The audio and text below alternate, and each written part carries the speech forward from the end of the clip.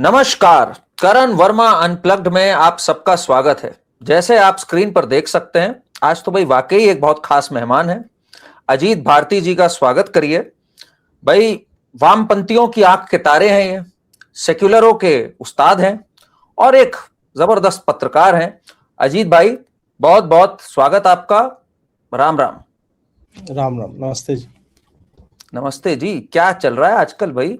आप कुछ बताइए। आपको तो पकड़ना ही बड़ा मुश्किल रहता है, तो आज आपके दर्शन हुए, डिजिटल दर्शन हुए। इसी में हम लोग के अहो भाग्य। कहाँ पर हैं आजकल? कहाँ गर्दा उड़ा रहे हैं? क्या कर रहे हैं आजकल? किस चीज को फॉलो कर रहे हैं क्लोजली? वो चीज मैं तो रोज हर दिन जो भी न्यूज रहता है वही फॉलो करता हूँ। और जहां तक मिलने और इसकी बात है तो मैं उस मामले में थोड़ा अनसोशल टाइप का आदमी हूँ। मैं जितना सोशल मीडिया पे सोशल हूँ उतना एक्चुअल में हूँ नहीं। वो निकलना और ये सब हो नहीं पाता है, तो मैं मतलब बहुत कम जगहों पे आप मुझे देखोगे। और दूसरा एक जी। कारण ये भी है कि मैं पॉडकास्ट या ये सबसे बचता भी हूँ कि हर हम्म। जगह नॉर्मली एक ही तरह के प्रश्न, मतलब पॉडकास्ट लेट फेस्ट हर जगह पे मैंने ये देखा है, तो मैं बोर हो जाता हूँ कि कोई हाँ। मतलब ढंग की कॉन्वर्सेशन ना हो तो फिर क्या फायदा है।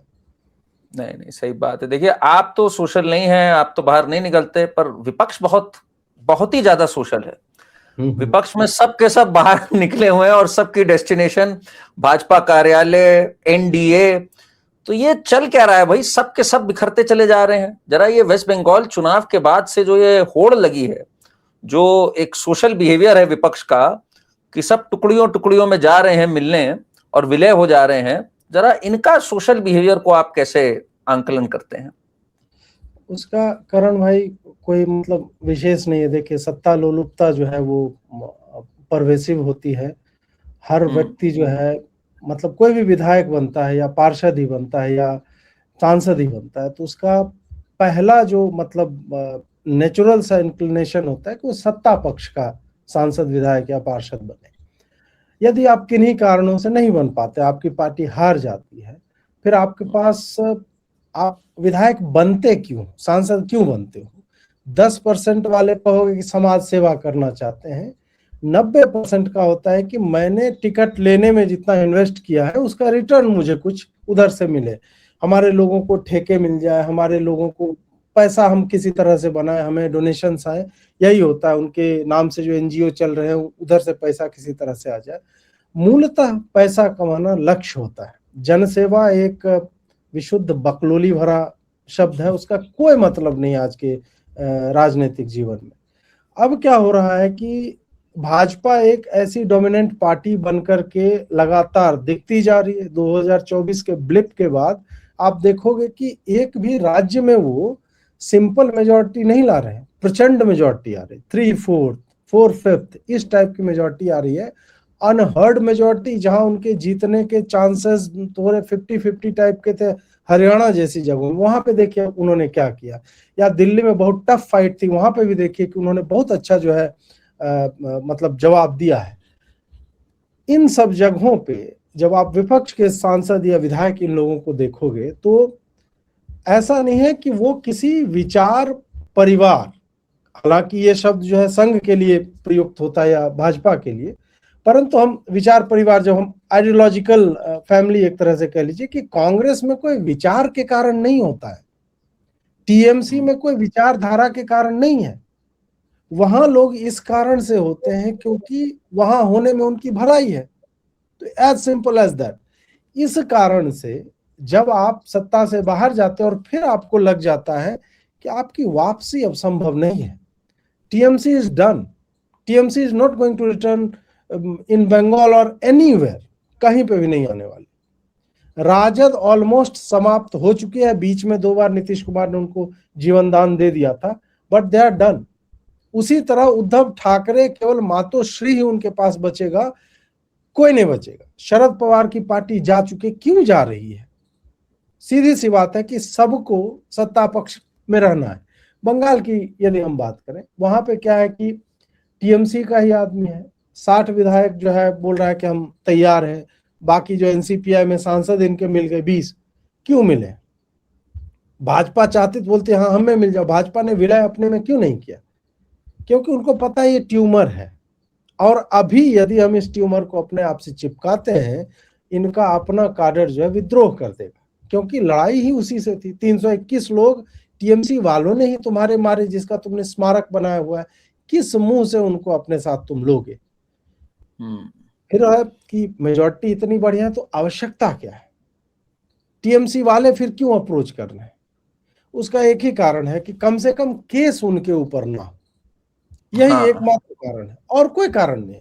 वो पैसा सरकार को देने वाले नहीं है। उनका यही है कि हमने जो लूट मार डकैती हत्या की है, हम पे सरकार थोड़ा सा स्लो रहे या हमें जो है भूल जाए। वरना शुभेंदु अधिकारी तो एनाहिलेट कर देना चाहेगा ममता बनर्जी को। जिस तरह का ममता बनर्जी का अपना पॉलिटिकल करियर रहा, बंगाल जैसे चला है, और शुभेंदु अधिकारी को जितना प्रताड़ित किया, सर्व और फोड़ दिया था और उनके कार्यकर्ताओं की हत्या करवाई थी, तो Suvendu Adhikari would want her to be extinguished completely. उसको मसल देना, जो दिए की बत्ती होती है ना, वैसा वो करना चाहते होंगे। पर फिर क्या होता है कि स्वयं आप मुख्यमंत्री के पद पे बने रहकर ऐसा नहीं कर सकते। तो कितना अच्छा बदला है कि उसी का काडर जो कल तक नाचता था उसके दाहिने बाएं, आज उसको जो है धोखा दे रहा है, उसको पदच्युत कर रहा है, उसको उसी की पार्टी और सिंबल से विलग कर दे रहा है। नहीं, अब तो भाई ये महुआ जी भी आने जा रही हैं, सुनने में आ रहा है। कल तो उन्होंने जो रुख लिया कि शुभेंदु जो हैं वो भी मेरे साथ खड़े थे, और कोई जब नहीं खड़ा था तो शुभेंदु खड़ा था। तो अब तो भाई महुआ जी भी इधर आ रही हैं, सयोनी जी तो आ ही चुकी हैं पहले ही। मतलब कौन बचा फिर? तो विपक्ष रह क्या जाएगा विपक्ष में अजीत भाई? फिर क्या बचा विपक्ष में? बस राहुल गांधी रहेगा। फिर आप लोग बेकार उसकी आलोचना करते हो। मैं तो कह रहा हूँ राहुल गांधी अब अनडिस्प्यूटेड किंग ऑफ अपोजिशन है। फिर तो उनकी तो ग्रोथ ही हो रही है ना। अपोजिशन राहुल गांधी नहीं है एक्चुअल में। बताओ तो अपोजिशन मेरे जैसे लोग हैं भाजपा के लिए, जो भाजपा के ही समर्थक हैं, और हम उनकी गलत नीतियों पे लगातार प्रखर होकर के बोल रहे हैं, अपना घर जला करके बोल रहे हैं। तो विपक्ष है नहीं इस देश में। विपक्ष भी भाजपा के ही समर्थक हैं, चाहे यूजीसी हो, इथेनॉल हो, बहुत सारे ऐसे विषय लगातार, सीबीएसई, एनटीए ऐसे आए जिस पे आप देखो विपक्ष खाना पूर्ति कर रहा है। राहुल गांधी को अभी नीट के बाद याद आया कि मतलब इतने बच्चे मर रहे हैं। आपको अभी तक दिख नहीं रहा था किस तरह से एजुकेशन मतलब मिनिस्ट्री यहाँ पे चल रही है? इथेनॉल पे ये नहीं बोल रहे हैं क्योंकि इनके अपने लोगों के मिल होते हैं, शुगर के, तमाम तरह की चीजों के, इनके भी अपने एग्रीकल्चरल प्रोड्यूस है जो इथेनॉल बना रहे हैं, तो नहीं बोलेंगे वो। या फिर उनमें उतनी बुद्धि विवेक नहीं है कि भाई एक इशू को लेकर के परसिस्टेंटली आपको बने रहना होगा। जहां तक महुआ मोइत्रा या इन सब की बात है, ये सब विचार के कारण किसी पार्टी में नहीं है। सत्ता, दिल्ली में एक बंगला, और उसके साथ जो पर्क्स होते हैं कि मैं सांसद हूं, नाम के नीचे मेंबर ऑफ पार्लियामेंट लिखा हुआ है, दैट्स इट। तो वो जो भी आपको ऑफर करेगा, आप क्यों नहीं उधर जाओगे? महुआ का हालांकि मुझे मतलब कम चांस लगता है कि महुआ इधर आएगी, बट सयोनी को देखने के बाद मुझे मतलब रह नहीं गया कि भाई कोई भी आ सकता है। फिर तो भाई जब वो कह रही थी मारे हृदय में है काबा, आप कह रही मारे हृदय में है भाजपा, मतलब ये तो जलवा यही भाजपा ही कर सकती। भाजपा के देखिए प्रवक्ता कह रहे हैं हमारी जो नीतियां हैं, सबका साथ सबका विकास जो मोदी जी बोलते हैं, उसमें देखिए सबका साथ आता जा रहा है। तो they stand vindicated and validated. क्या कहते हैं आप? नहीं, सही बोल रहे हैं, सही बोल रहे हैं। है कि नहीं भाई? ऐसे ही आएगा, ऐसे ही आएगा। सारे लोग साथ आएंगे, सबका विकास जो है भाजपा कर देगी।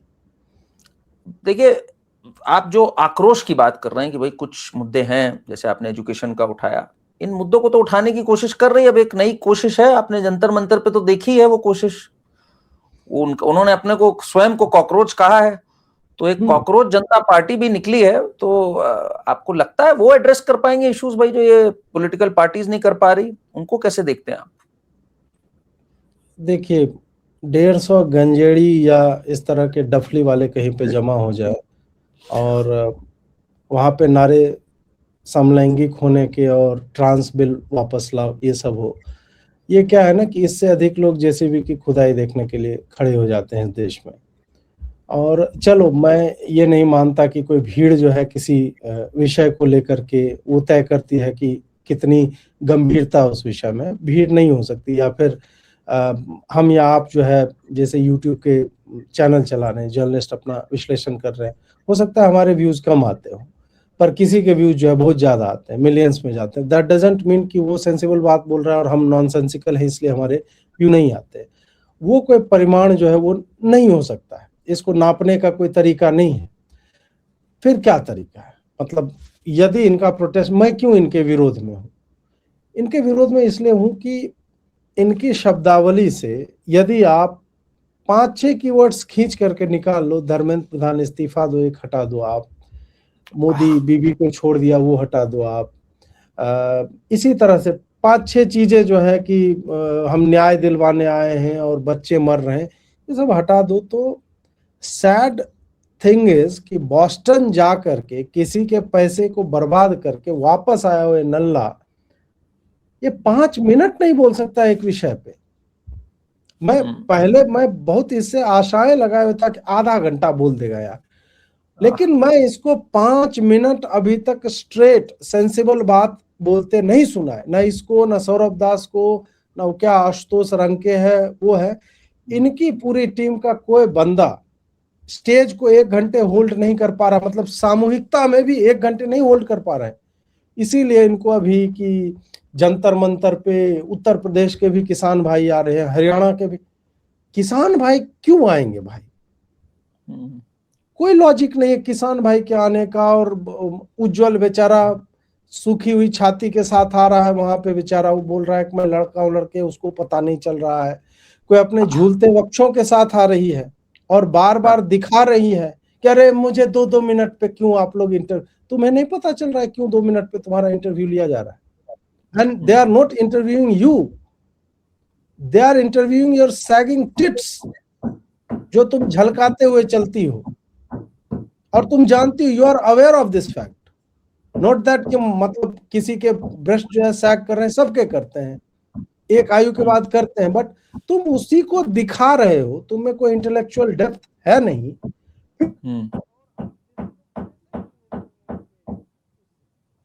गांजा पी रहा है साला रात में, बोल रहे हो कि हम आमरण अनशन कर देंगे, ब्रेड पकोड़े खा रहे हो तुम।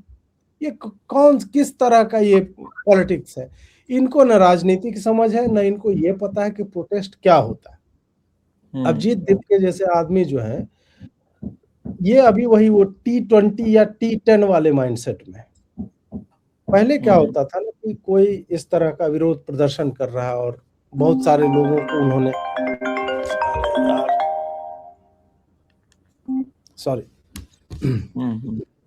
अभिजीत दीप जो है वो, आप उसे इस तरह से देखो कि T20 या T10 10 ओवर का मैच जैसे चलता है, वैसा वो सोच रहा है कि यार मैं अभी आया हूं, मैं बेरोजगार था, मेरा कोर्स खत्म हो गया, वीजा मेरा खत्म हो गया था और ट्रंप लात मार के ऐसे भी हमको निकाल ही देता, तो अब मैं क्रांति करने के लिए भारत आ जाता हूं।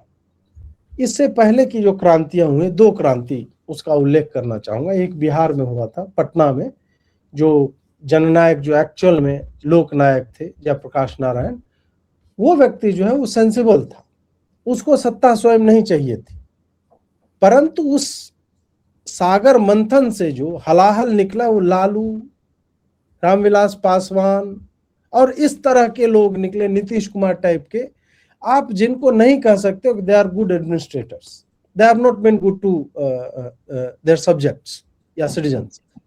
उसी तरह फिर दूसरा आता है अरविंद केजरीवाल वाला। केजरीवाल वाले में भी आप देखोगे कि इन सब की एक हिस्ट्री है, इन्होंने अपने क्षेत्र में कुछ काम किया है। कोई आरटीआई एक्टिविस्ट था, कोई मजदूरों के लिए लड़ाई लड़ रहा था।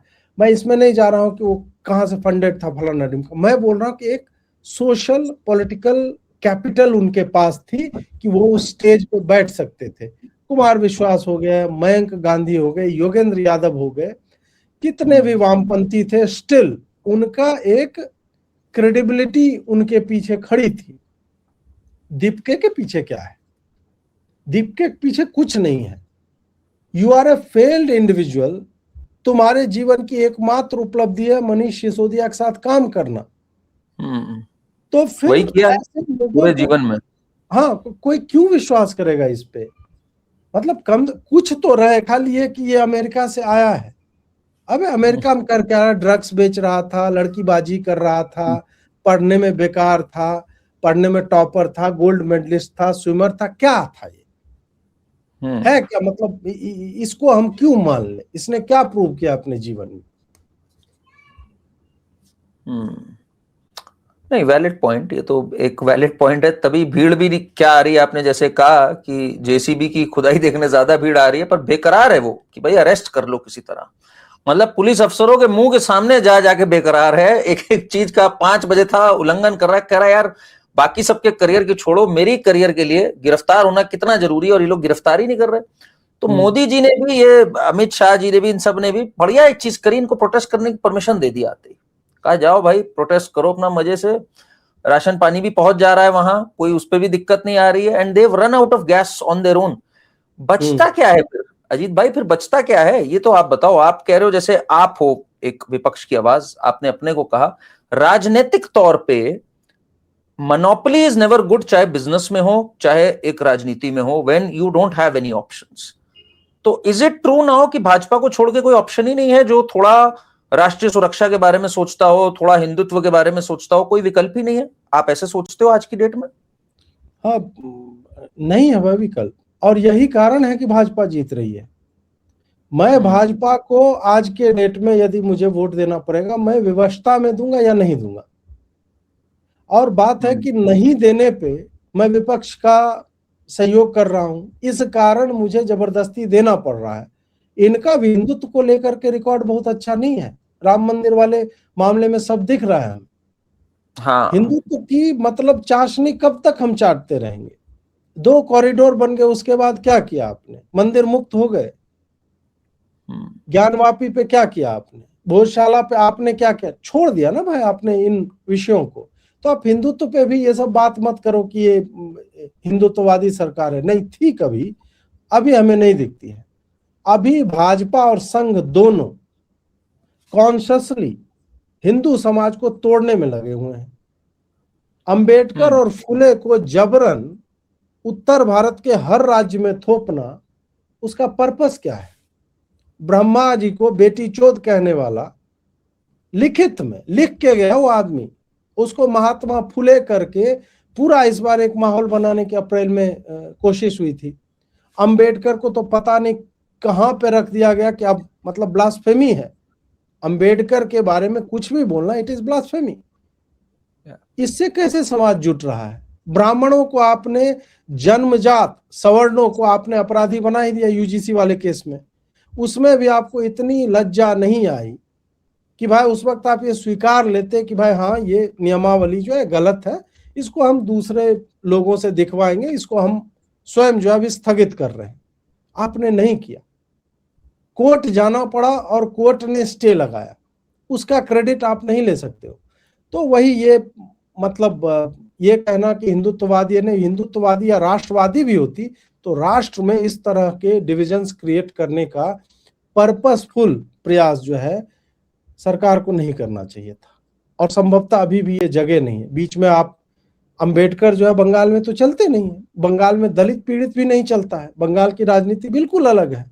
वहां जीतने के बाद जिस तरह से दिलीप मंडल ने ट्वीट लिखे और जिस तरह से भाजपा के अन्य नेता जो है ट्वीट लिख रहे थे कि दलितों ने और किस किस ने ऐसे करके अम्बेडकर का एंगल ला रहे थे, और उसमें ब्राह्मणों और मुसलमानों और मुस्लिम की अलायंस बता रहे थे वो। आई थिंक वो बता रहे थे कि ऐसे करके इन्होंने तो कभी सत्ता में आने नहीं दिया। बाद में उसको गाली पड़ी तो उन्होंने जो है वो ट्वीट को डिलीट किया। तो क्या चल रहा था वो बंगाल में? इन पिछवाड़े में है दम तो एक मूर्ति लगा दो अंबेडकर की जाके। जो लिख रहा था दिलीप मंडल की, दूर से जो है वो दिखना चाहिए अंबेडकर की एक भी मूर्ति लगा के दिखाओ वहां पे। तो ये मतलब ये दुर्भाग्य है। और जो आप बोल रहे थे ना मोनोपोली, और वही वो फासिज्म में वो बदल जाता है। फासिज्म अलग अलग तरह का होता है। फासिज्म यही नहीं होता है जो हमने अभी तक इतिहास में देखा है। There are types of fascism. उसमें यह भी हो सकता है, बौद्धिक रूप में वो आ सकता है कि आप सबको नहीं बोलने दोगे, किसी का ट्विटर अकाउंट सस्पेंड हो जाएगा, किसी का यूट्यूब अकाउंट सस्पेंड हो जाएगा, या आप उसको इतना भयाक्रांत कर दोगे, उसका हाउस अरेस्ट करवा लो या कुछ कुछ इस तरह के हथकंडे अपनाए जाते हैं कि आप जो है खुद ही डर जाओ कि यार मैं इस लाइन को यदि दोबारा क्रॉस करूंगा तो there are some repercussions that I might have to bear. तो उससे आदमी स्वयं ही डर जाता है। और यदि अजीत भारती को तुम डरा ले रहे हो तो जो छोटे कंटेंट क्रिएटर हैं वो और भी डर जाएंगे, भाई उसके साथ हो रहा है तो हमारे साथ क्या होगा। यह जो है एक भयावह स्थिति है और इस पे कोई भी गवर्नमेंट ऑफ द डे तो कुछ भी करती दिखती नहीं है। परंतु वही है कि सबकी एक एक्सपायरी डेट होती है। यदि आप दवा को फ्रिज में नहीं रखोगे तो वो जो है वो नष्ट हो सकता है। तो अब मुझे लगता है कि गर्मी बढ़ रही है और इनको दवा को फ्रिज में रखना चाहिए। नहीं रखेंगे तो फिर अपना डूम जो है स्वयं ही तैयार कर रहे हैं, क्योंकि लोग पक जाते हैं। टीएमसी से लोग पक गए, कांग्रेस से लोग पक गए, आपसे भी पक जाएगी। somebody else will come। देखिए ये जो आपने बात कही ना, आई अग्री इन पार्ट्स। आपने जो बोला कि यस एक तरह से जो यूजीसी का हुआ बहुत गलत था, अंबेडकर और फूले को जो इन्होंने थोपने की कोशिश करी गलत था। आपको लगता है इसमें कुछ रुख में बदलाव आया? बिकॉज दो बड़ी जीत हुई इनकी, वेस्ट बंगाल और असम। यहां जो दोनों लीडर्स हैं शुभेंदु अधिकारी और Hemant Biswa Sarma, unapologetically they spoken of Hindu unity. वो अंबेडकराइट लैंग्वेज से दूर हट गए। वेस्ट बंगाल में नहीं चलता बात आपकी, ठीक है। उधर एक है योगी आदित्यनाथ भी। इन तीन की जब बात होती है तो आता है कि भाई ये अनअपोलोजेटिक हिंदूज हैं और हिंदू यूनिटी की बात कर रहे हैं। और बीजेपी को इतनी बड़ी पॉलिटिकल विक्ट्रीज जो मिली इन दोनों जगह, you think that will change this course? जो एक चल पड़े थे ये अंबेडकराइट रूप पे, जहां इनको भीम जनता पार्टी और ये सब कहने लग गए थे सब, उससे थोड़ा हटेंगे क्योंकि देखेंगे कि यार इसमें ही भलाई है हमारी, नॉट बिकॉज कन्विक्शन है but because it makes more political sense? मैंने जब यूजीसी वाला इशू हुआ था उसी वक्त मैंने 10-12 पॉइंट का डिमांड लिखा था। तो मेरी डिमांड सिंपल ये नहीं थी कि आप धर्मेंद्र प्रधान को हटा दो। उसको हटा दोगे दूसरा गोबर आ जाएगा। उससे पहले भी गोबर थे, उससे पहले भी गोबर थे। तो तुमने राष्ट्र को एक ढंग का दिया कहाँ है शिक्षा मंत्री? इसको हटा कोई आ जाएगा ना, उससे क्या होता है? वो मेरा पहला डिमांड था कि धर्मेंद्र प्रधान को सांकेतिक है ये, और इसको हटाइए तो कम से कम लगेगा कि you are trying to work something out. उसके नीचे 9 और डिमांड थे, 9-10 और। उसमें से एक ये था कि ये दलित, पीड़ित, शोषित, वंचित जो आप हर थूकते खांसते भी बोल देते हो, इसको बंद करो। अंबेडकर का हो गया, जितना होना था वो हटाओ। निर्धन जो जनरल कास्ट में जो बच्चे हैं, और चूंकि general caste by your own definition of Dalit, पीड़ित, वंचित, तो हम ही कमा के हम टैक्स दे रहे हैं। उसी टैक्स के पैसे से SC ST का बजट तैयार हो रहा है। उनको जब शिक्षा फ्री में मिल रही है, वो IIT का फीस उनका माफ है, IIM का फीस जो है उनका माफ हो जाता है, उनके लिए छात्रावास जो है फ्री के मिल रहे हैं, तो आप आरक्षण मत दो हमें। हमारे बच्चों को ये इंश्योर कर दो कि फॉर्म जो 0 रुपये में खरीद सके, उनको फीस जो है 0 लगे, मतलब at par with SC ST। आप निर्धन जो ब्राह्मण है या अन्य जाति के राजपूत हो गए, भूमिहार हो गए, कायस्थ हो गए, जो भी है, इन सब को आप treat them at par with SC ST। उनको जितना पैसा लेते हो उतना ही लो, आरक्षण मत दो। इसी तरह और मैंने कई बातें जो है उनको बोली थी। रेटोरिक में चेंज हुआ है, लेकिन मैं कंफ्यूज इस बात से हूं कि क्या ये चूंकि चुनाव समाप्त हो गए इसलिए चेंज हुआ है रेटोरिक में, फिर चुनाव आएगा तो फिर ये वहां पे स्विच करने लग सकते हैं। तो मेरी चिंता वही है कि ये होल हार्टेडली तो इसमें नहीं दिख रहे हैं, ये बस शांत हुए क्योंकि अभी चुनाव नहीं है, इसलिए ये अभी मतलब अन्य बातों पे ये बात करते हुए दिख रहे हैं। दलित पीड़ित जो है इनके शब्दावली से भी गायब हो गया है। यूपी चुनाव में आप कैसे देखते हैं? आपको लगता है ये दलित, पीड़ित, शोषित, ये शब्दावली वापस आएगी यूपी चुनाव में, या यूपी चुनाव में it will be more of बटेंगे तो कटेंगे, उसी टाइप का रेटरिक देखेंगे? और उस तरफ ये कब मुड़ेंगे आपके हिसाब से? व्हाट विल ट्रिगर देम कि सिर्फ रेटरिक नहीं, इन एक्शन भी उस तरफ चलो, क्योंकि उसी तरफ भलाई भी है, उसी तरफ जनता की भी मांग है। कैसे आप सोचते हैं ये चेंज आ सकता है इनके अंदर? बिकॉज ऑपोजिशन से तो क्या उम्मीद लगाई जाए, इन्हीं से how can we change their direction when they are winning elections through and through? What else can change this thing? अभी पता नहीं, मतलब पिछले कुछ समय से अखिलेश यादव जी थोड़े निष्क्रिय हो गए हैं। बीच में तो बहुत बवाल काटे हुए थे, और उस वक्त कोई मुझे बता रहा था भाजपा का अपना इंटरनल सर्वे इनको 174 सीट टाइप का दे रहा था, मतलब 3-4 महीने पहले की बात है, या उससे भी पहले का होगा। अभी मुझे लग रहा है कि जो स्थिति है अभी भाजपा की यूपी में 225 सीटें अभी मैं देख रहा हूँ, उससे ज्यादा आता हुआ मुझे नहीं दिखता है। कोई इसका लॉजिक नहीं है। जैसे मैं अकेला संभवतः जर्नलिस्ट था जिसने लिखा था बंगाल में 205 आएंगी और 208 आए, उसका भी कोई लॉजिक नहीं था। लॉजिक यही है कि पत्रकारिता का अनुभव है और मैंने देखा है किस तरह से सत्ता परिवर्तन होता है और लोग किस तरह से वोट देते हैं। तो I might not be able to tell you which seats BJP is going to win, but मैं आपको एक फिगर दे सकता हूं कि इसके आसपास रहेगी। मैंने योगी जी को पिछले चुनाव से पहले 2022 26 जनवरी को एक मीट था, उसमें मैंने उनको बोला 275 सीटें आपको आएंगी और 273 आई। तो ये मेरा ओवरऑल जो रहता है वो स्थिति का आकलन मेरा थोड़ा ठीक रहता है। 225 मैं इसलिए बोल रहा हूं अभी क्योंकि एक तो राम मंदिर वाला है, दूसरा अधिकारी उच्छृंखल हो चुके हैं उत्तर प्रदेश में। बिजली की समस्या सर्वव्यापी है, हर व्यक्ति झेल रहा है। हर मतलब घंटे 2 घंटे में एक बार जो है 10 मिनट 12 मिनट 15 मिनट आधे घंटे के लिए लाइट जो है वो जाती है। लोकल करप्शन जो है, जो आपके थाना लेवल से लेकर के जो म्यूनिसपैलिटी है यहाँ पे काम करने जाओ, वो प्रचंड है, बहुत ज्यादा है। जातिवाद है। योगी आदित्यनाथ ने अपना पिंडदान कर दिया, लेकिन उनके साथ के जो लोग हैं उनका अपना कास्ट जो है वो छूट नहीं रहा है। और उसमें जो मुझे कहीं कहीं से बात होती है तो पता चलता है सपा या बसपा का एक सर्टेन कास्ट का यदि विधायक है या व्यक्ति भी है तो उसका काम हो जाता है। और यदि आप भाजपा के हैं, 3 जनरेशन से संघ के हैं और आप ब्राह्मण हैं तो हो सकता है आपका काम रुक जाएगा, या आप भूमिहार हो या किसी दूसरी जाति के हो तो आपका काम नहीं होगा। ये क्या है ना कि, और इसको फेल किया जाएगा यूजीसी वाला विषय फिर से। हम हो सकता है छोड़ दें यूजीसी वाला विषय, वैसे मैं छोड़ूंगा नहीं, लेकिन जब ये चुनाव निकट आएगा तो इस सरकार को याद दिलाया जाएगा कि तुमने ब्राह्मणों के लिए, सवर्णों के लिए क्या किया, तुमने त्याग रखा है उनको और तुम घनघोर जातिवादी हो। जब ये याद दिलाया जाएगा तो इनके लिए सिचुएशन जो it is not going to be pretty, और फिर ये उस रेटोरिक पे आएंगे जो आप बटेंगे तो कटेंगे बोल रहे थे ना, वो आएंगे। बट इन प्रैक्टिस जो है इनका बांटना ही है, वही है। ये कन्विंस्ड है कि हम इस राह पे कुछ कुछ जगहों पे यदि हम चलेंगे, यदि हम अम्बेडकराइट्स को प्लीज करेंगे। और पर देखिए इसमें क्या है ना कि कुछ लोग कहते हैं कि क्या मतलब पॉलिटिक्स यही नहीं है कि जोड़ तोड़ के आपको चलना पड़ता है, you will have to give that discount to any political party of the day. वो देखेंगे ना कि उनका वोट बैंक क्या है, नहीं है।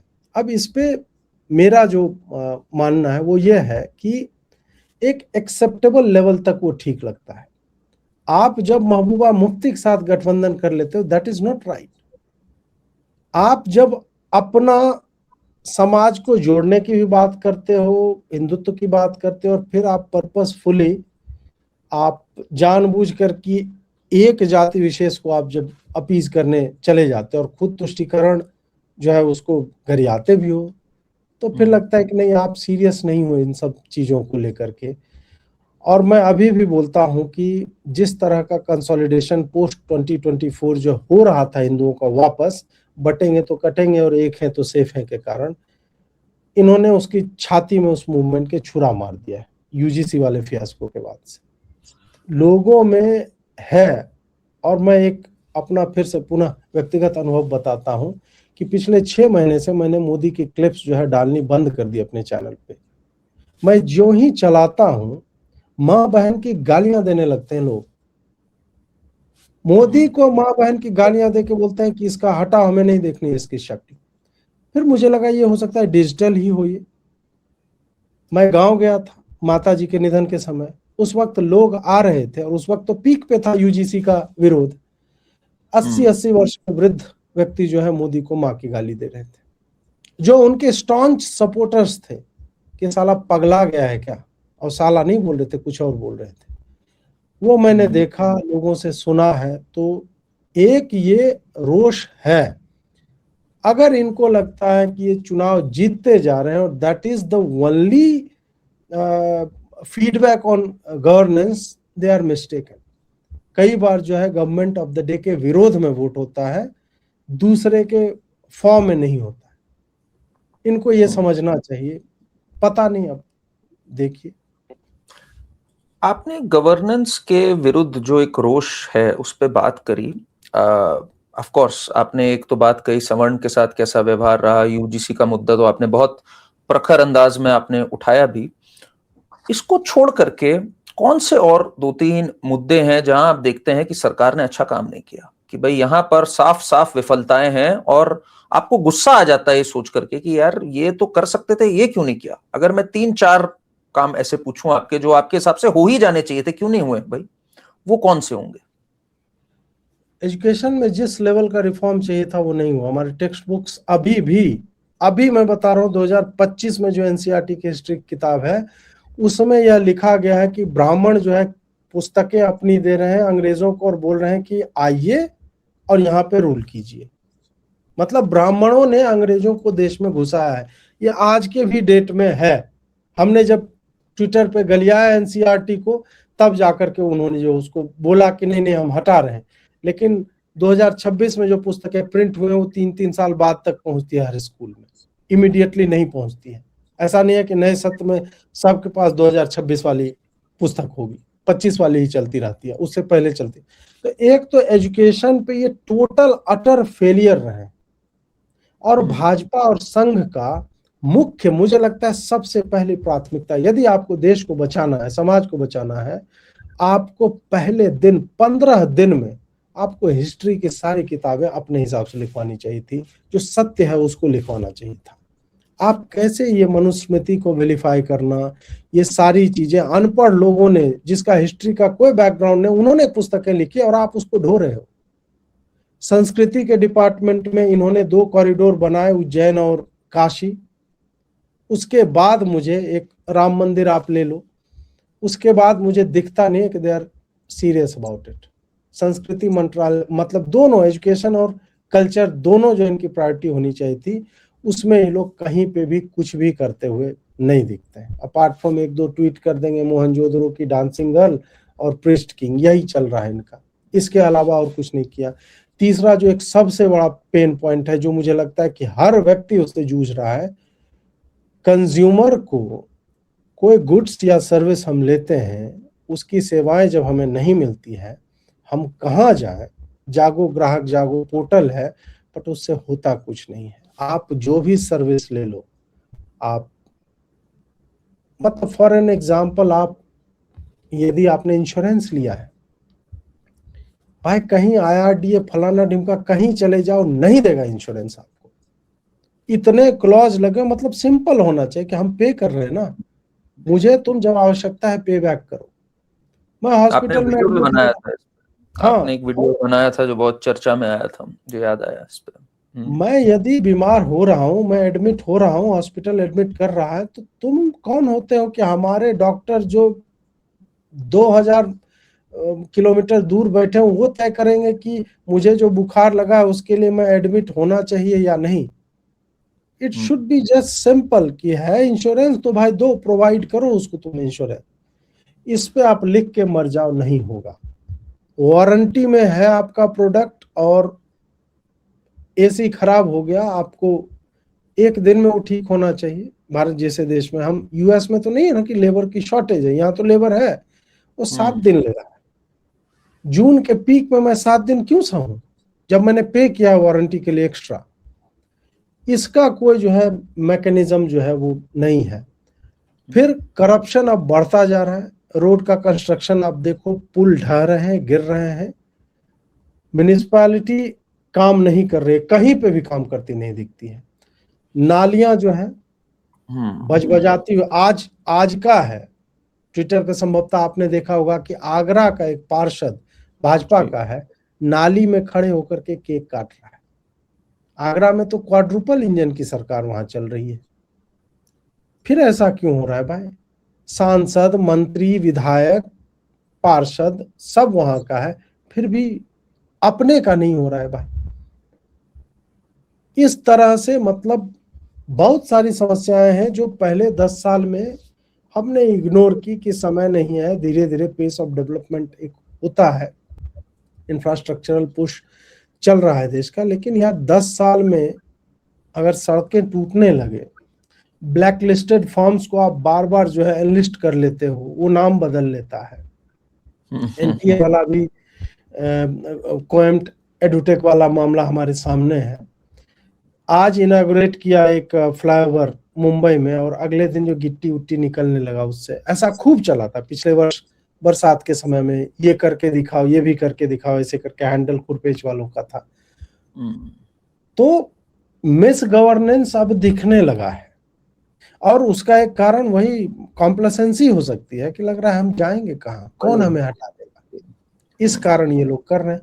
बहुत सारी चीजें हैं। वृंदावन आप चले जाओ, यमुना जी का हालत यदि आप देखोगे, आपको अपने हिंदू होने पे ग्लानि होगी कि यार वृंदावन धाम, यहाँ पे मतलब कृष्ण भगवान जहाँ पे खेले हैं, उस धाम में उसी जगह पे टट्टी बह रही है यार, यमुना जी में। कितनी पीड़ा हुई। मतलब मैं एक बार गया हूँ, 2 बार गया हूँ, एक बार ग्राउंड रिपोर्ट करने गया था, मुझे मतलब बहुत लज्जित हुआ मैं कि मुसलमान अपना एक मस्जिद तक एकदम क्लीन रखता है, स्पॉट क्लीन, और हमारे यहाँ जो धाम है जहां पे हर दिन 6-7 लाख लोग इंटर कर रहे हैं, हम एक मतलब नदी साफ नहीं कर पा, हम मतलब सीवेज लाइन नहीं है हमारे पास। क्या दुर्भाग्य है ये, और तुम अपने आप को हिंदुत्ववादी सरकार कहते हो। ओके, हवा पानी, अडल्टरेशन इन फूड, लिस्ट तो बहुत लंबी है ऐसे तो। हवा पानी भी अभी तक हम लोग को एक हवा पानी ना जहां मिल पाए प्रॉपर शुद्ध, तो वहां क्या बोला जाए। 3-4 चीजें जो आपको लगता है कि यस यहां पर भाई बड़ा सॉलिड काम हुआ है, and that is the saving grace, कि भाई ये इस पे हम नहीं मान सकते कि हाँ इस पे तो इन्होंने अच्छा किया। जैसे मैं एक बोलता हूं, आई थिंक नेशनल सिक्योरिटी पे इन्होंने अच्छा काम किया है। आप कैसा सोचते हैं नेशनल सिक्योरिटी पे? नहीं, नेशनल सिक्योरिटी पे फिजिकल एस्पेक्ट बहुत अच्छा है, बट जो इंफॉर्मेशनल वॉरफेयर है उस पे जीरो है, एकदम बेकार लुल है। यहाँ पे आपके पास कुछ नहीं, आपको साला तुर्की में बैठे हुए 10-20 जो है वो लोग मिल करके आपको पछाड़ देते हैं नैरेटिव के वॉर में। तो नेशनल सिक्योरिटी अब आज के टाइम में, मतलब मैं कोई वॉर का एक्सपर्ट और ये नहीं हूँ, बट एक साधारण सा नागरिक होने के नाते जो मैं देखता हूँ कि पाकिस्तान 6-0 का डिबेट जीत जाता है, जीत ही गया एक तरह से, ट्रंप तक जो बोल रहा है। आपके लोग क्या कर रहे थे? आपके पास कोई ऐसा सेंटर भी है? आप ISPR का दिखाते हो कि देखो इनके पास जो है, ये तो साले ट्रोल करवाने के लिए रखे हो। हाँ, रखे हुए हैं। वो 1992 से कर रहे हैं ये सारा काम, जब से इंटरनेट और कंप्यूटर आया है। तुम कहाँ हो भाई? तुम उनको कब तक कहोगे कि हम उधर खड़े होकर मुंह देंगे तो बह जाएगा पाकिस्तान? ये कोई लॉजिक नहीं है। नेशनल सिक्योरिटी पे ट्रेमेंडस काम हुआ, फिजिकल इंफ्रास्ट्रक्चर को लेकर के हुआ है, और आपने जो फ्री हैंड दिया है हमारे जो भी चीफ्स हैं उन सबको, बहुत अच्छी बात है। बट हम इंफॉर्मेशन वॉरफेयर में we are nowhere, I don't think we have even started. अभी भी हमने ऑपरेशन सिंदूर के बाद भी, और हमारे एयरफोर्स के चीफ ने स्वीकारा था ना कि भाई हमें जो है, हम उसमें थोड़ा सा पीछे रह गए इंफॉर्मेशन वॉरफेयर में, तो आपके चीफ ही स्वीकार रहे हैं। तो क्या उसके बाद भी आपने कोई ऐसा सेंटर बनाया है क्या? नहीं, इंफॉर्मेशन वॉरफेयर आप सही कह रहे हो, बट जैसे नक्सलवाद खत्म किया, अभी FCRA का जो कानून में मजबूती आ रही है, जो एक तरह से क्रैकडाउन ऑन अर्बन नक्सल्स हम कहें, NGO लॉबी कहें, ये काम से आप संतुष्ट हैं? आप सोचते हैं इसमें भी और कुछ बेहतर हो सकता था जो आपके हिसाब से? देखिए, अमित शाह के बारे में मुझे नहीं लगता है कि आज तक मैंने नकारात्मक लिखा होगा। संभवतः एक आध बार लिखा होगा CAA को लेकर के, जब मिसहैंडलिंग हुई, उस प्रोटेस्ट को होने दिया गया और उसके बाद दिल्ली में दंगे हुए, और फिर किसान आंदोलन के टाइम में लिखा हो। बट अमित शाह ने इस देश के लिए जितना किया है ना, मतलब नक्सलवाद को कह के खत्म करना, मतलब मैं केवल इस एक कार्य के लिए भाजपा को वोट देता रहूंगा।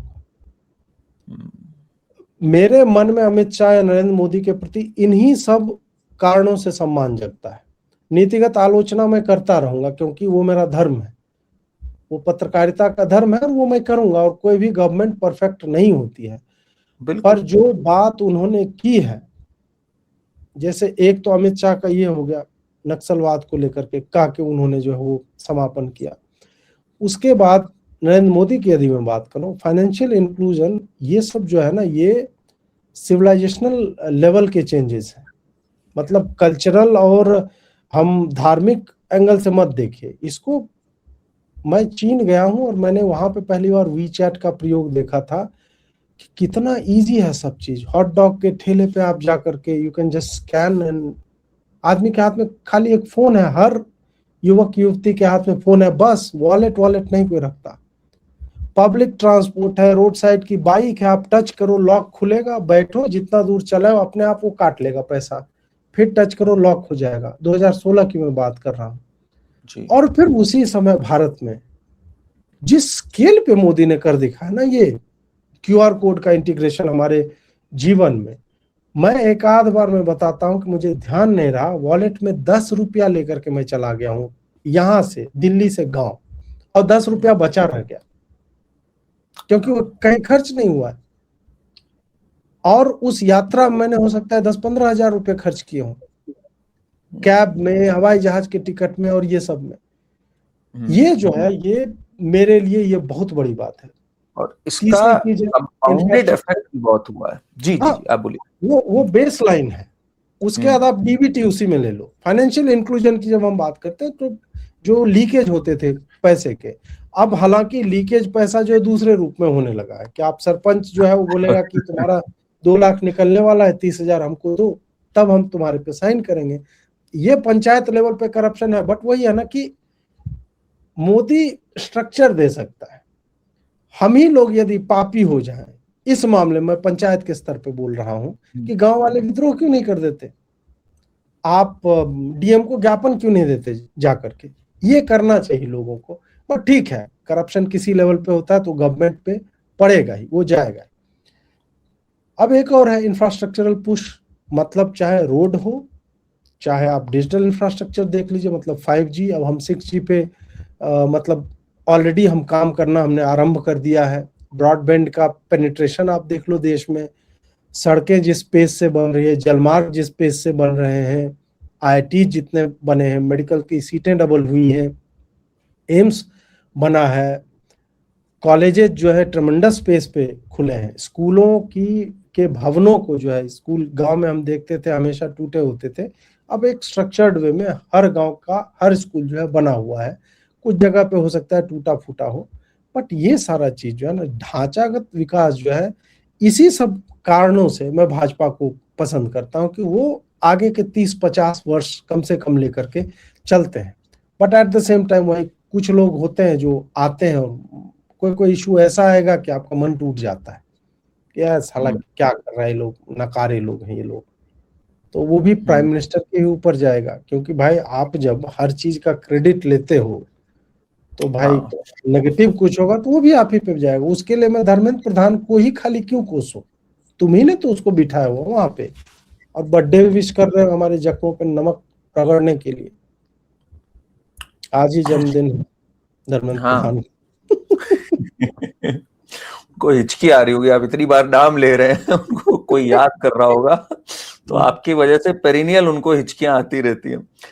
2-3 नाम लीजिए आप जरा, जैसे एक तो धर्मेंद्र प्रधान का तो आप लेते हैं, 2-3 मिनिस्टर्स, वैसे तो आपकी बात ठीक है, the buck stops with the prime minister and of course credit and accountability जाती है, बट फिर भी 2-3 मंत्री जो आप चाहेंगे कि भाई अब इनको गुड बाय करो, और साथ में 2-3 नाम जो आप देखते हैं कि यार इनको अब लाना चाहिए, या that could be fresh blood, या this experience should be brought in, कोई है ऐसे 2-3 जो आपके दिमाग में आना चाहिए? धर्मेंद्र प्रधान हो गए, गिरिराज सिंह टाइप के लोग हो गए, मतलब जो बस हैं बने हुए हैं, वो क्या कर रहे हैं कोई पूछ भी नहीं रहा है।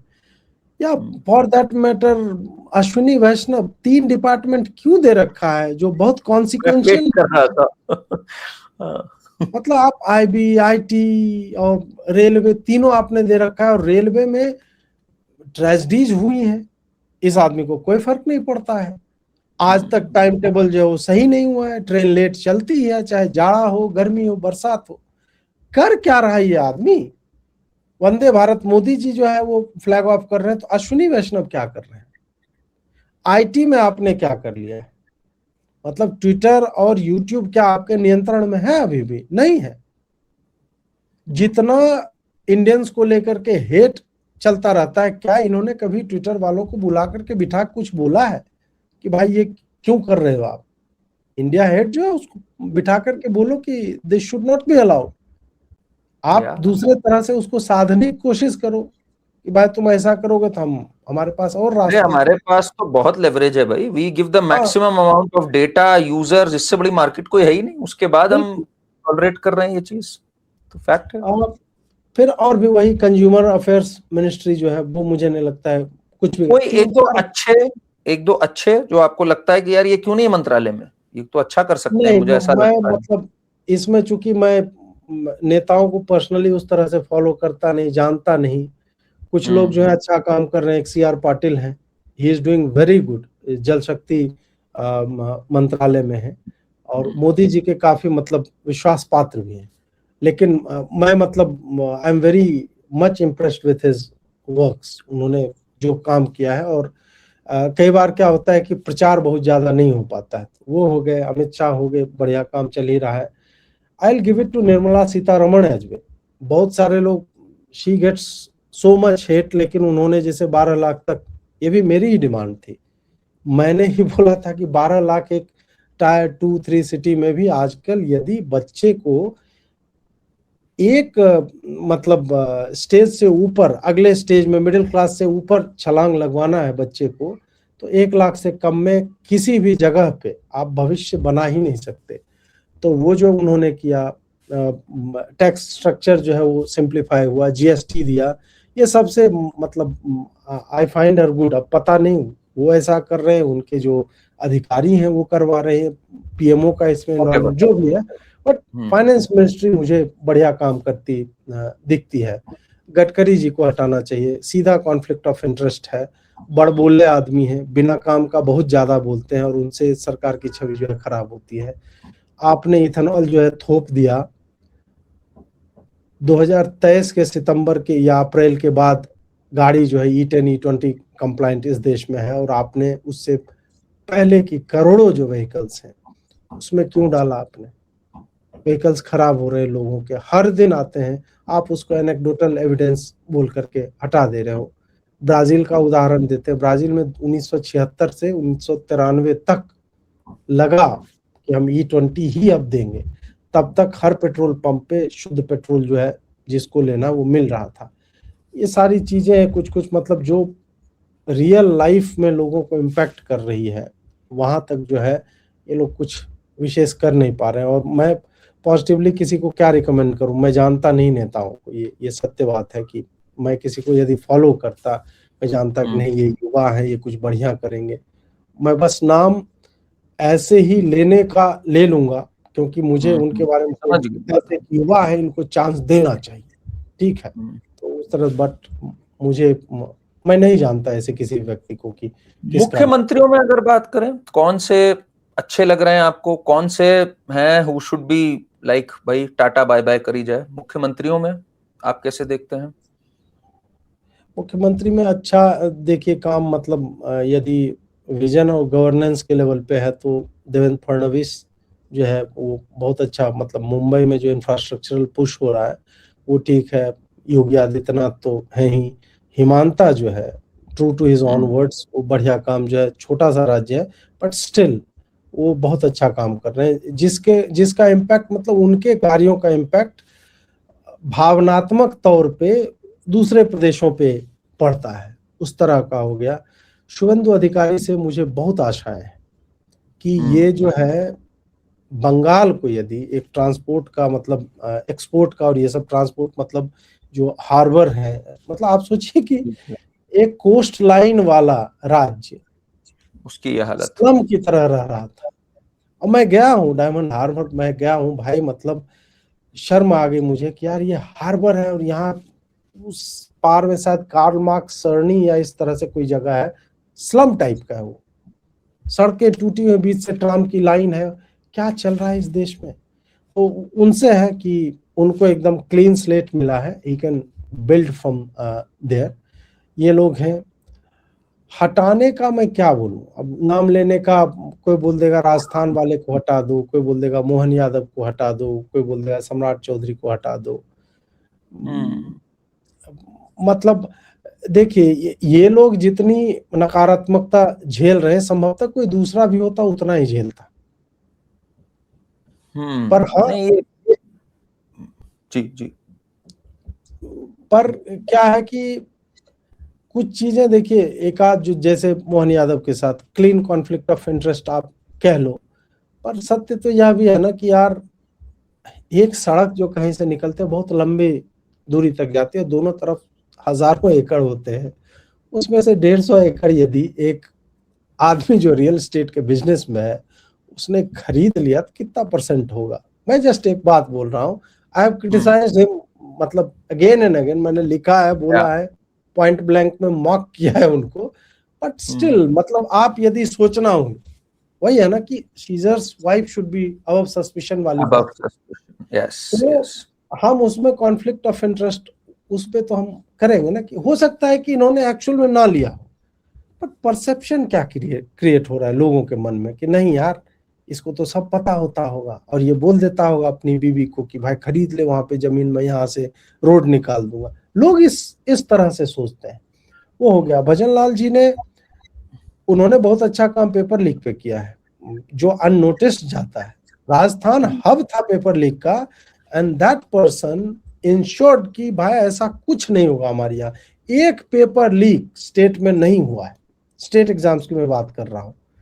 एनटीए और ये वाला तो वही सीकर और ये सब से निकला है, वो तो एनटीए का है, मतलब नीट वाला इशू है, बट स्टेट लेवल एग्जाम को उन्होंने जो है क्लीन कर लिया है। कुछ बढ़िया भी काम किए, कुछ हो सकता है कि मतलब खराब भी काम रहे होंगे, बट मैं अब क्या बोलूं, किसको हटाया जाए नहीं हटाया जाए, वो अच्छा नहीं लगता। हमारे सम्राट भी हैं। हाँ, वो तो आपने एक पंक्ति अभी कही, मैं थोड़ा सा समाज और मीडिया की और आपके थोड़े और व्यूज चाहूंगा। आपने कहा seizures wife should be above suspicion. आजकल तो सीजर्स वाइफ या सीजर्स फियांसे कहें, is the main suspect, is the main killer, जो नौबत आई हुई है।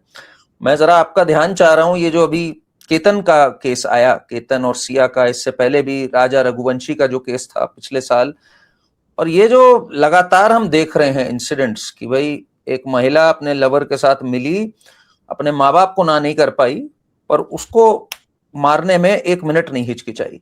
ये जो ट्रेंड है समाज का, आप समाज के ट्रेंड्स को कैसे देख रहे हैं इस समय? Where is this trend going? ये जो आदमियों के राइट्स की कोई बात खास करता नहीं है, एक आध को हम हटा दें, but otherwise this is very serious. 498A का मिसयूज जो अब 84 बन गया है आई थिंक बीएनएस सेक्शन में, इसका मिसयूज, एंटी डाउरी लॉस का मिसयूज, फॉल्स रेप केसेस, इस पे आपका क्या विचार है? ये तो है, इस पे वही गवर्नमेंट को दोबारा से एक बार पुनर्विचार करना चाहिए दहेज वहेज में कि रेट क्या है, मतलब कन्विक्शन का क्या रेट है और कितने बार लोग पलट जा रहे हैं। पर क्या है कि इसमें पुलिस, वकील, जज और फीमेल पार्टी, इसका एक नेक्सस है। अतुल सुभाष जो है पूरा रिकॉर्ड करके कॉन्शियस होके he gave up his life कि उसके बाद कुछ हो जाएगा, बट हुआ नहीं कुछ। वो जज वहीं पे है और डाइंग डिक्लेरेशन जो है वो सही माना जाता है, कुछ नहीं हुआ। तो संभावना नहीं है कि कुछ इसमें, यार जज के घर से नोटों की जली बोरियां मिलती है और उसको आप बहुत करवाते हो तो त्याग पत्र ले लेते हो उससे। कन्विक्शन का क्या? त्याग पत्र मतलब जज के सुरखाब के पर लगे हुए हैं, उसको क्यों नहीं, मतलब 20 वर्ष की सजा, एग्जाम्पलरी पनिशमेंट उसको मिलनी चाहिए। बस नहीं, रिजाइन कर दिया, हो गया। इम्पीच क्यों नहीं किया आपने? कुछ नहीं किया आपने। तो और जो बात फिर जो आप मेंस राइट और ये अभी क्या है ना, चाहे केतन वाला केस हो या ये हो, संभव है कि चूंकि सोशल मीडिया के दौर में हम हैं तो हमें ये पता लगता है। आप नंबर ऑफ सच केसेस देखोगे, स्टिल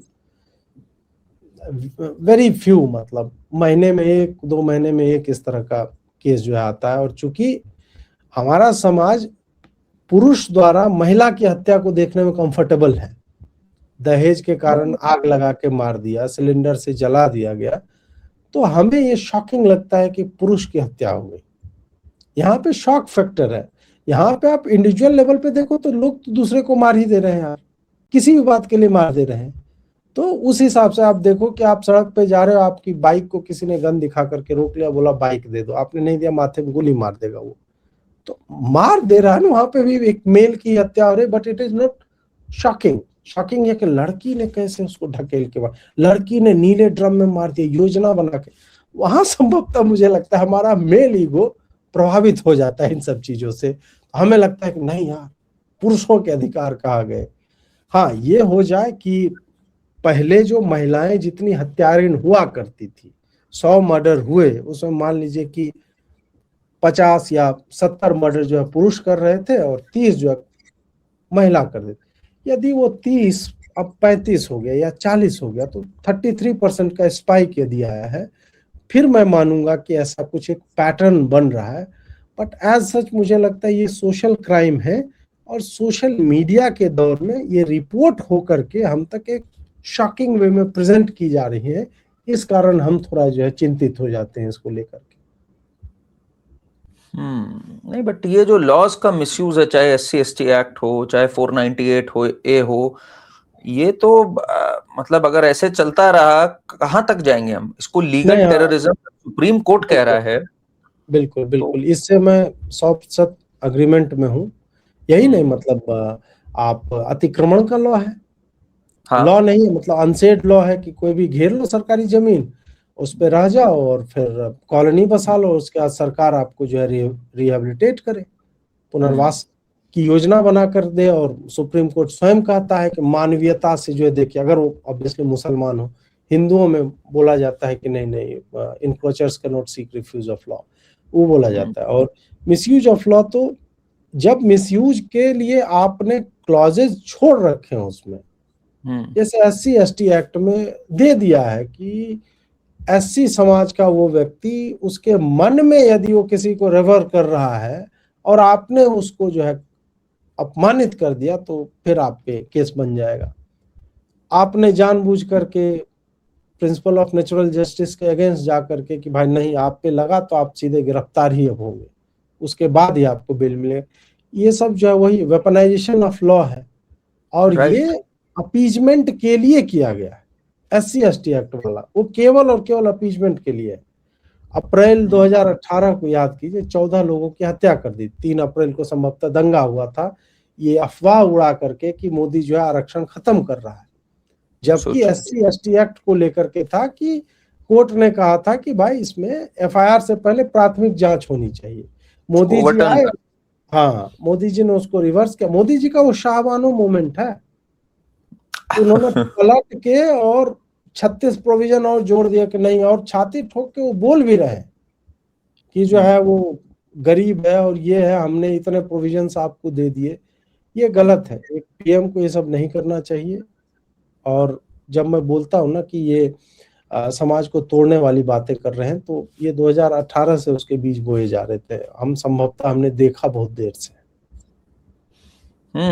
अजीत भाई, जाते जाते 3-4 स्टेटमेंट्स हैं जो पॉलिटिशियंस और मीडिया और सब बहुत बोलते हैं। मैं चाहता हूं जरा आप उसका पॉलिटिकली इनकरेक्ट जो मतलब है एक लाइन में, वो जरा हमें बताएं। एक स्टेटमेंट जो हम हर समय सुनते रहते हैं वो होता है कि भाई law will take its own course. जहां कोई व्यक्ति आता है वो कहता है law will take its own course, मुझे न्यायपालिका पे पूरा भरोसा है। इसका रियल मीनिंग क्या है? इसका रियल मीनिंग है कि न्यायपालिका पे मुझे पूरा भरोसा है कि मैं ढंग के वकील को ढंग का पैसा दे दूंगा, जो जज को पैसा पहुंचा देगा, तो वो जो है मेरा भरोसा है कि वहां मेरे फेवर में न्याय हो जाएगा। चलिए, दूसरा है भाई मास्टर स्ट्रोक, मोदी जी का मास्टर स्ट्रोक। कैसे देखते हैं आप? जब भी ये बोला जाता है, हर रोज ही होती है डिबेट टेलीविजन वगैरह पे, तो मोदी जी का मास्टर स्ट्रोक है ये, वुमेन रिजर्वेशन बिल, ये वो मतलब जय जयकार लगाने का मुझे लगता है कि उसका एक पर्याय जो है हो गया है। कुछ मास्टर स्ट्रोक तो रेट्रोस्पेक्टिव होता है, 5 साल बाद बताया जाता है कि वो वाला मास्टर स्ट्रोक था, तुमको उस वक्त समझ में नहीं आया। तो मास्टर स्ट्रोक मुझे लगता है अभी सबसे अधिक पॉलिटिकली अब्यूज्ड वर्ड हो गया है with regards to Narendra Modi. हाँ, अब बोलने का मन नहीं होता, अगर अच्छा काम भी किया हो तो लगता है यार मास्टर स्ट्रोक मत बोलना। एक्चुअल में भी रहता है तो मन नहीं करता। इन्होंने ये हागने पादने मूतने थूकने सबको मास्टर स्ट्रोक, सब चीज मास्टर स्ट्रोक है। मोदी जी ने क्या सांस लिया तुमने देखा क्या, मास्टर स्ट्रोक है। फिर तीसरा है भाई, ये विपक्ष की तरफ से बहुत आता है कि लोकतंत्र खतरे में है और संविधान खतरे में है। नहीं, वो उनका अस्तित्व जब खतरे में आ जाता है तब वो इस तरह की बातें करते हैं। लोकतंत्र बचा हुआ and it is very much thriving, और हर चुनाव के परिणाम के बाद वो हमें दिख जाता है।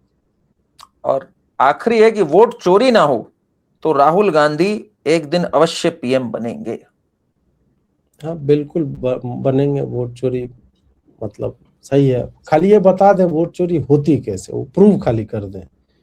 ये प्रेजेंटेशन देने से नहीं होगा। एक दिन जिस दिन वो प्रूव कर देंगे और जनता मान लेगी, तो जननायक पोस्टर पे लिखने से थोड़े होता है। जननायक जनता की तरफ से दिया जाने वाला टाइटल होता है, अपने मन से तो कोई भी कुछ भी बन जाएगा।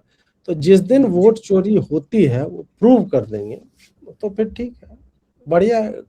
केरल में वोट चोरी नहीं होती है, हिमाचल में नहीं हुई है ना, और तेलंगाना में नहीं होता है, कर्नाटक में नहीं होता है, बाकी जगह पे हो जाता है वोट चोरी।